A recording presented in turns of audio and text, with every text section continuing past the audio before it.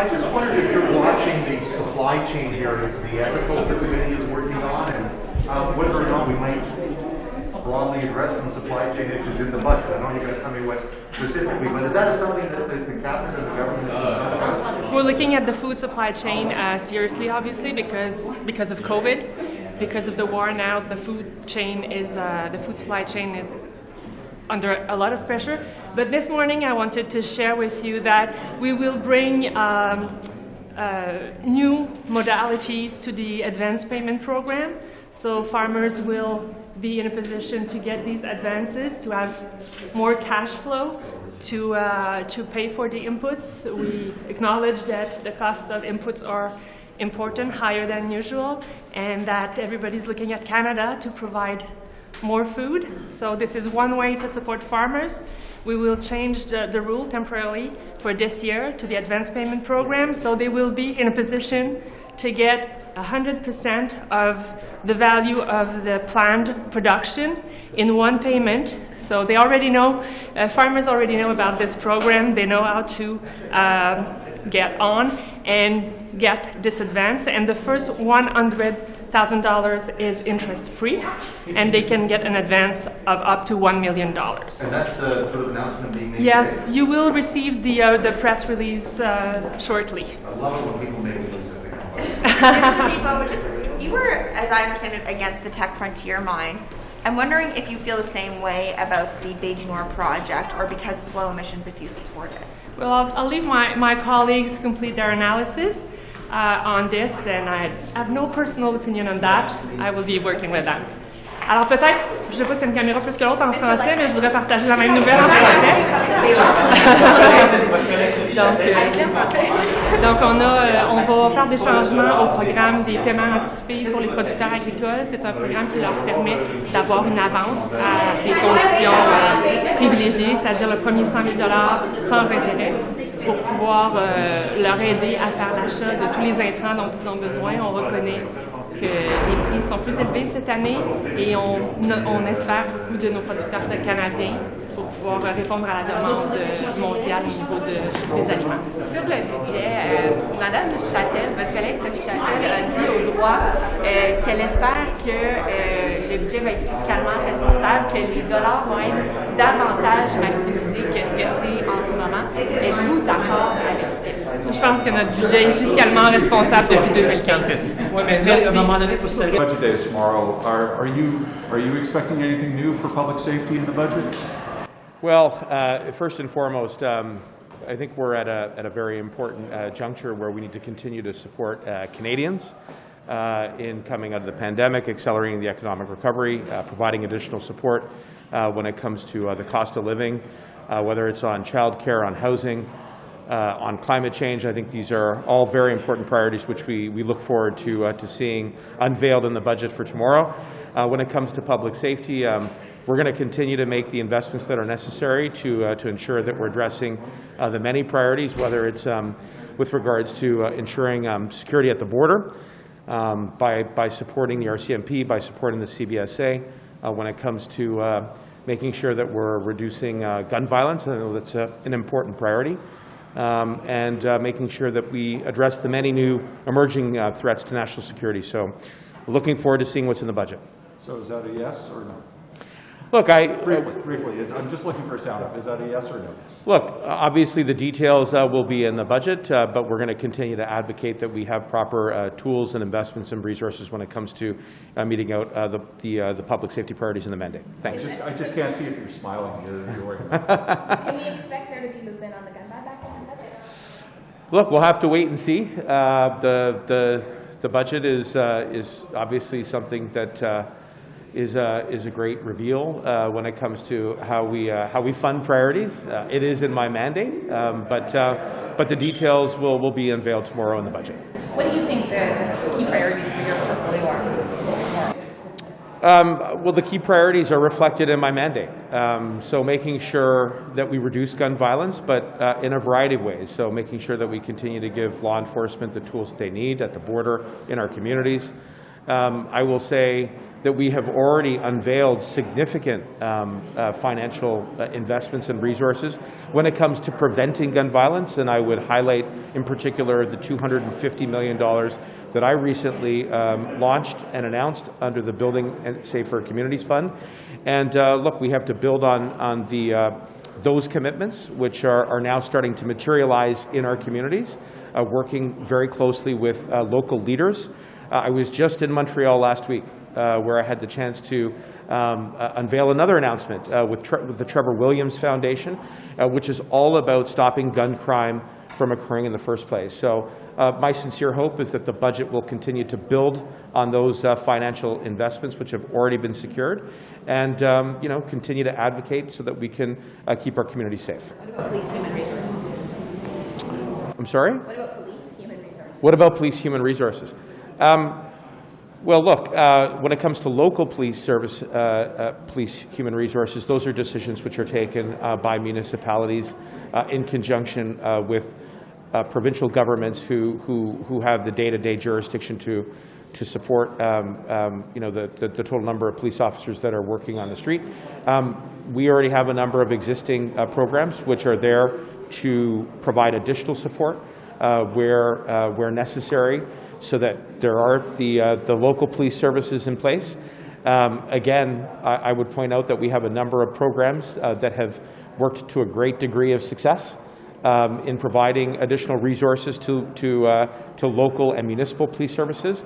And right now we're in the process of engaging with both provincial and municipal partners to determine the path forward when it comes to either renewing or topping up some of these programs. So a lot of good work that is going on in conjunction with the budget process. But I will always be a very strong voice for making the necessary investments in law enforcement, in preventative strategies, and in making sure that we put the right policies in place as well. Thank you very much. L'Université Laval qui interdit les hommes blancs postuler sur certaines chaires de recherche, vous pensez quoi de ça? Bien, je pense qu'il y a quand même une approche où on veut s'assurer que les gens puissent postuler, les gens qui ont plus de difficultés à pouvoir avoir des postes. Donc, je pense que l'université, je pense qu'il faut qu'il y ait une approche qui permet aux gens de pouvoir postuler dans des universités, même à la fonction publique. On a besoin d'augmenter la participation des femmes, des personnes avec des personnes qui sont de la communauté noire et aussi. Ben, je pense qu'il faut s'assurer que ce soit équitable. Alors, il faut qu'on ce matin que c'est important d'être fiscalement responsable dans le budget à venir, qu'il faut peut-être vérifier au niveau des dépenses qui vont être faites. Qu'est-ce que vous pensez de ça, de sa perception qu'en ce moment, on maximise peut-être pas le dollar qu'on dépense du côté du gouvernement fédéral? Ben, je pense que le gouvernement fédéral doit s'assurer d'être fiscalement responsable. On a aussi beaucoup à faire encore avec la pandémie, avec le fait que les entreprises, on a des pénuries de main-d'œuvre, donc il faut vraiment qu'on continue à investir dans nos communautés. Maximise en ce moment le dollar dépensé? Moi, je pense qu'on travaille très fort pour s'assurer qu'on soit fiscalement responsable et on va continuer à le faire. Merci. Vous êtes la ministre pour dire non. Est-ce que c'est le temps qu'on dise non à certains projets? Moi, je suis la ministre qui va regarder tous les projets en fonction des besoins dans la communauté, à travers le pays. Comme c'est là, on est fiscalement responsable, on continue à investir et s'assurer d'investir comme il faut. Merci beaucoup. On va continuer à être fiscalement responsable. Monsieur Miller, l'exclusion donne... I'm not going to talk about the budget till it comes out. We only got a couple days. I think we've seen throughout the pandemic that it's crucial. It's a health matter as much as it is an important factor in closing socioeconomic gaps. So it's key, but it's got to be sustained over years because we know that the gap is very, very large. In fact, it's yet to be properly quantified, frankly, and that's the work that we have to do as a responsible government, is to work with communities to see what that gap actually is, as opposed to throwing numbers at each other, which is sometimes the reality of the relationship, but we got to work in a more responsible fashion and making sure we have that number so that we can work directly with communities and their infrastructure plans. The NDP has said that they want one of the priorities in the budget to be Indigenous housing for Indigenous people. Do you think Well, I think it's I would say it's one of our priorities. Juste sur l'Université Laval, l'exclusion d'hommes blancs de la candidature de certaines chaires de recherche, vous en pensez quoi? J'ai pas eu le temps, franchement, d'en réfléchir. Là, Est-ce qu'on est à l'aise qu'au nom de l'égalité, on exclut les hommes blancs dans Ben là, attendez, c'est pas une question d'homme blanc. On parle on parle pas d'exclusion, mais plutôt d'inclusion. Puis c'est ça le niveau du débat. On sait quand. Oui, mais ça disait vraiment les hommes blancs, je ne me suis pas penché sur les critères d'admission. Il y a toujours des règles juridiques qui gèrent la situation, puis l'embauche des gens, même dans le milieu académique. Et donc, je me fierai à ça. S'il y a des pratiques qui ne sont pas désirables, il y a tout un corpus de droit qui gère ce type de soucis, mais on parle généralement d'inclusion. Oui, mais dans ce cas-ci, on a vraiment dit les oui, mais c'est vous qui me le dites parce que je ne l'ai pas lu, franchement, puis je ne suis pas le dossier de près. Merci. Good morning. So, as the former immigration minister, was it a bit of a struggle to manage an important file while you're still trying to win? Well, look, my primary focus in those moments was to be doing everything in our power to ensure that we could provide support to those Afghans who are fleeing their country.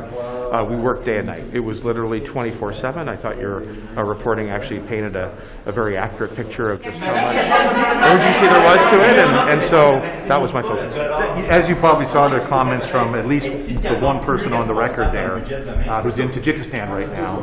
They're still very frustrated. And I know it's not your portfolio anymore, but can you speak to what you were hearing from your officials sort of through that period up till October 26th? Well, look, there was obviously a real urgency to ensure that we had all of the authorities and supports in place, and we were working around the clock to make sure that they were getting authorized quickly and expeditiously, which we did do, and then to make sure that they could be implemented. And so, regardless of portfolio, I think like all Canadians, I'm still very concerned that we do as much as possible. I'm happy to see that we welcome the 10,000th Afghan refugee. There's still a lot more work to do. Great, Thanks very much, David. Okay, cheers. The Afghanistan Committee, I just wondered, are you worried that the crisis in Ukraine is preventing us from doing all we can on Afghanistan refugees? No, absolutely. As a member of this committee, we're doing our best in order to whatever we have to do with Afghanistan or to Ukraine. We're doing together parallel, same effort. We don't favorize, but and sometimes the ministry put all efforts for the most urgency cases, and that's exactly what we're doing. What we're doing is a fair process, and I believe we are satisfied. And Canada is one of the best countries in the world who treated this particular human problem. Monsieur Lauzon, j'aimerais vous entendre sur l'Université Laval qui dit aux hommes blancs de ne pas postuler sur des postes de chaire de recherche. Qu'est-ce que vous pensez de ça? Vous savez, on fait partie du Parti libéral qui était le parti le plus inclusif au Canada. Pour nous, toute forme de discrimination ou de racisme, c'est inconcevable là, pour moi. Et puis, effectivement, ce qui est important, c'est de donner la chance à tout le monde. Donc, c'est pas une bonne idée de discriminer les hommes blancs? Discriminer autant les hommes blancs, les hommes noirs, les races, la discrimination ne fait pas partie de mon langage. Mais cette règle-là, elle existe à cause des politiques du gouvernement fédéral qui dit qu'il faut qu'il y ait un certain pourcentage de diversité dans les chaires de recherche. Faut-il vraiment ça? Autant que la diversité est importante, autant qu'on a pour l'équilibre entre les hommes et les femmes, je suis parfaitement d'accord avec mon parti de donner une parité homme-femme dans le Conseil des ministres et autant qu'on doit être impartial aussi et donner un équilibre. Merci. Merci, je dois... Votre collègue Sophie Châtel trouve qu'en ce moment, le gouvernement fédéral ne maximise pas le dollar dépensé en ce moment. Est-ce que c'est votre avis aussi? Écoutez, on va voir le budget de demain. Je n'ai pas de commentaires à faire sur ce sujet-là. Oui. Qu'est-ce que vous pensez de ça? C'est quand même des politiques fédérales qui exigent ça sur les chaires de recherche. Vous êtes à l'aise avec ça? Non, je ne suis pas à l'aise avec ça. Je pense qu'il faut y aller certainement pour favoriser l'inclusion, mais que le mérite soit priorisé, certainement. Alors donc, il faudrait peut-être changer les règles des chaires de recherche? Potentiellement, si ça mène à ce genre de résultat-là, oui, je ne serais pas contre.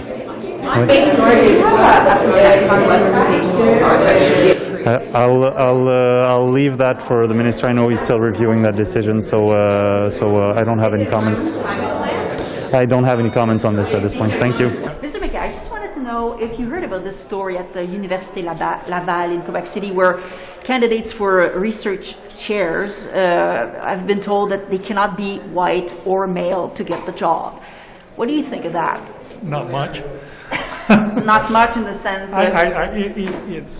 I guess it's a form of reverse discrimination. Mm-hmm. Like, the basic goal of all of this stuff is to give everybody an equal shot.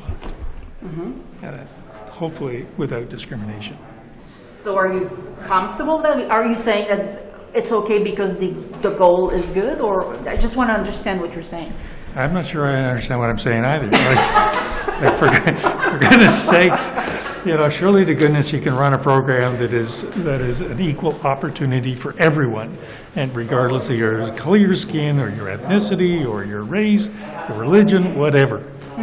But it's because of the federal government imposing those rules that the Université Laval had to do this, because in order to get the subsidies, they had to reach a certain target.